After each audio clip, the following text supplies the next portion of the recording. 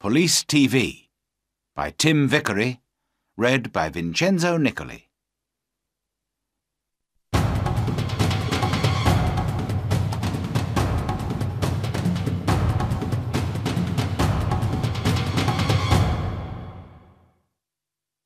Chapter 1.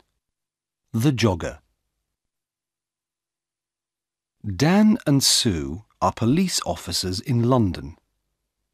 It is a Tuesday morning and Dan is angry. "What's the matter, Dan?" Sue asks. "Look at this," Dan says. "Every day someone steals money from people near the shops. We must stop this." "Yes, of course," Sue says. "But who is it?" "There is a jogger," Dan says. "Every day he runs near the shops. Sometimes he runs into people. Perhaps he steals the money." "OK," Sue says. "Let's go to the shops. Perhaps we can see this jogger." They sit upstairs in a window over the shops. Dan has a radio. They watch the people in the street. "Look," Sue says. "There's the jogger." The young man runs into an old woman and she falls down. The jogger puts his hand on the old woman's arm. "I'm sorry," he says. "Can I help you? Here's your bag." Then a young woman shouts at him. "Don't run here," she says. "It's dangerous. Go away." The young man runs away. Dan talks in his radio. "Quick, stop him. He's running up North Street." A police car stops the young man in North Street. "Are you okay now?" Sue asks the old woman. "Yes, thank you." "Where is that nice young woman? I can't see her now." "Have you got all your money?" Sue asks. The old woman looks in her bag. "No, I haven't. My money's in my purse. But my purse isn't here." "OK, Sue," Dan says. "Let's talk to the jogger." "Who are you?" Sue asks the young man. "My name's Peter Jones. Why? Who are you?" "We're police officers." "Why do you go running past the shops every day?" "Why not? I like running." "OK," Dan says. "Let's look for the money." "What money?" Peter Jones asks. "What are you talking about? I never take money with me when I run." Dan looks for the money, but he cannot find any. "Can I go now?" Peter Jones asks. "OK," Dan says angrily, "but don't come back." "Why not?" Peter asks angrily. "I live here, and I'm not doing anything wrong." He runs away. "What do we do now?" Sue asks. "Where is the old woman's money and her purse?" "I don't know," says Dan. "Somebody has it. But who?"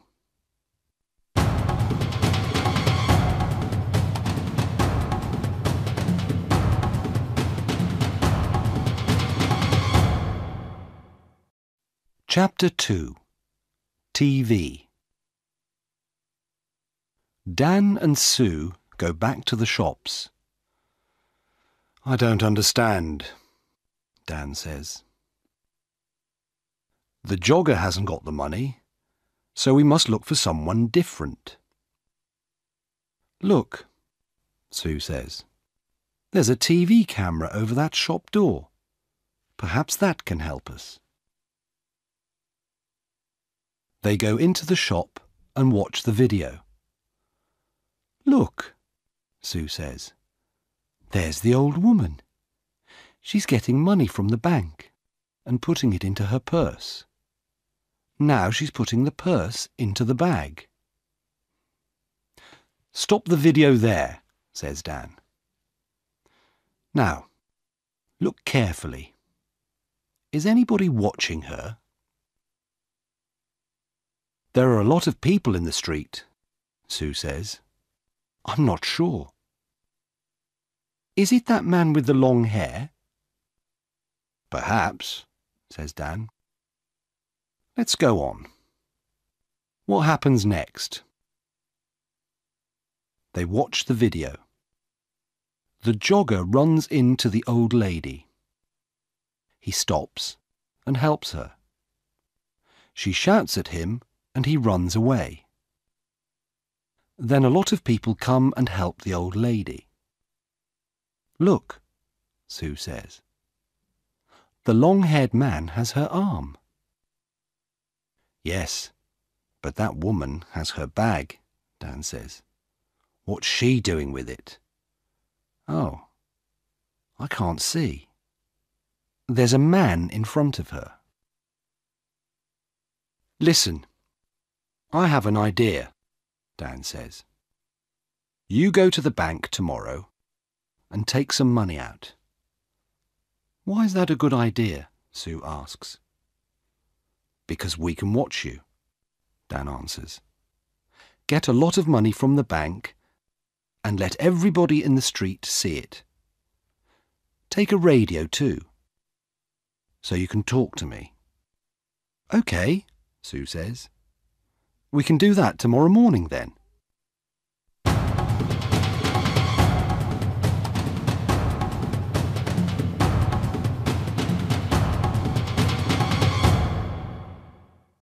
Chapter 3.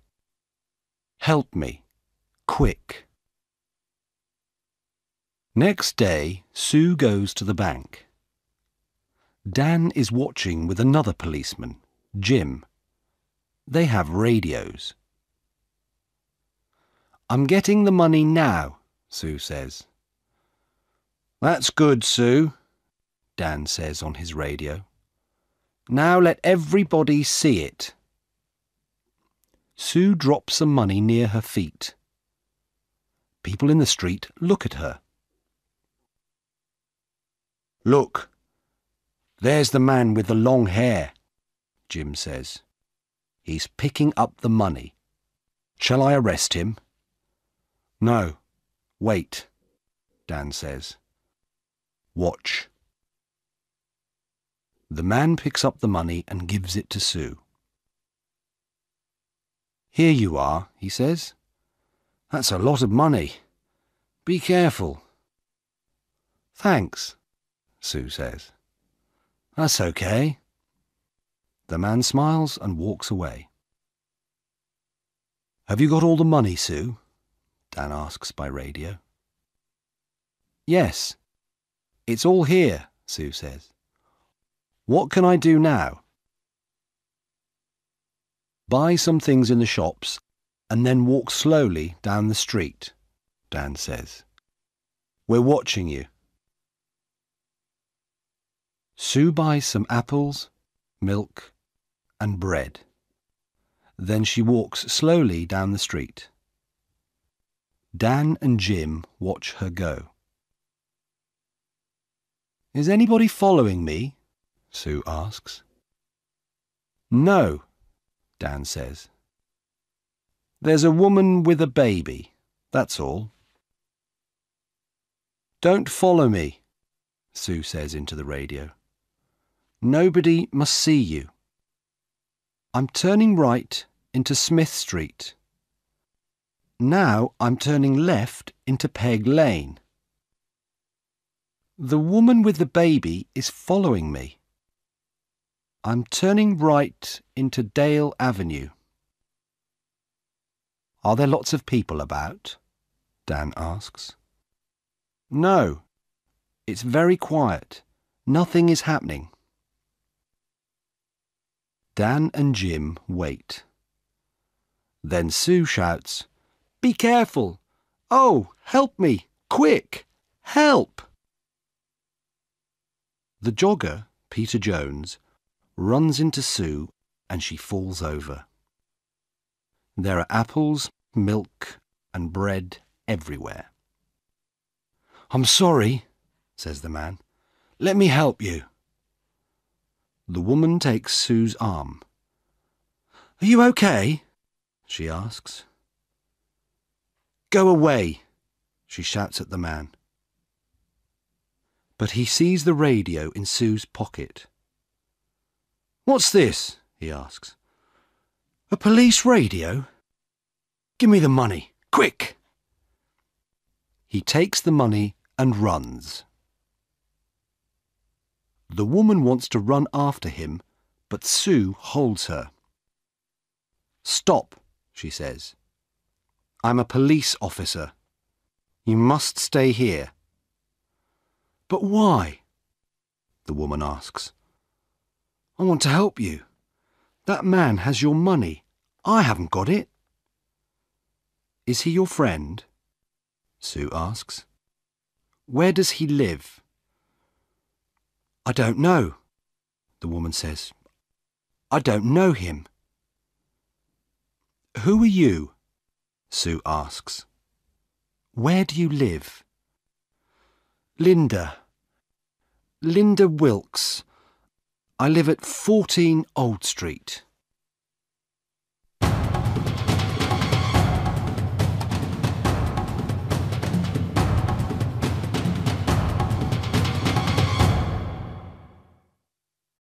Chapter 4. Man with a Knife. Dan runs up to Sue.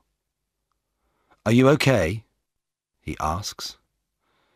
"Yes, I'm okay," she says. "Go on, Dan. Run." Sue calls a police car on her radio. Dan runs after Peter Jones. "Jim, he's turning left into Dock Lane," he shouts. "Can you see him?" "I can see him, but he's running very fast," Jim says. The jogger sees Jim and gets into a boat. Jim runs to the river and gets into the boat too. "Stop," Jim says. "I'm a police officer." "Oh, no!" The jogger, Peter Jones, hits Jim and he falls into the water. The boat goes across the river. Dan helps Jim out of the water. "He's going into a cafe," Dan says. "Come on, let's run to that bridge." They go across the bridge and run to the cafe. Jim goes behind the cafe and Dan goes in. "Is he in there?" Jim asks on his radio. "Yes," Dan answers. "Jim, he's coming out." "Stop," says Jim. "I'm a police officer." But Peter has a knife in his hand. Jim holds out his hand. "Give me the knife, Peter." "Stay back," Peter says. "I can kill you with this." Jim can see Dan in the door behind Peter. Dan walks out of the door very slowly and quietly. "Come on, Peter," says Jim. "Give me the knife." Dan takes Peter's arms from behind, and Jim takes the knife from his hand. Dan finds the money in Peter's trousers.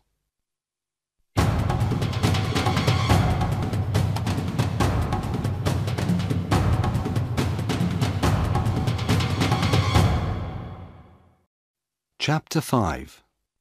At the police station. "I want to go home now," says Linda. "My baby is hungry and tired." "Do you know Peter Jones?" Sue asks. do you and Peter steal money from people? No, I don't know him, and I never steal money. Do you know this woman, Peter?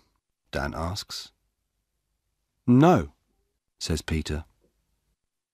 I don't know her. Who is she?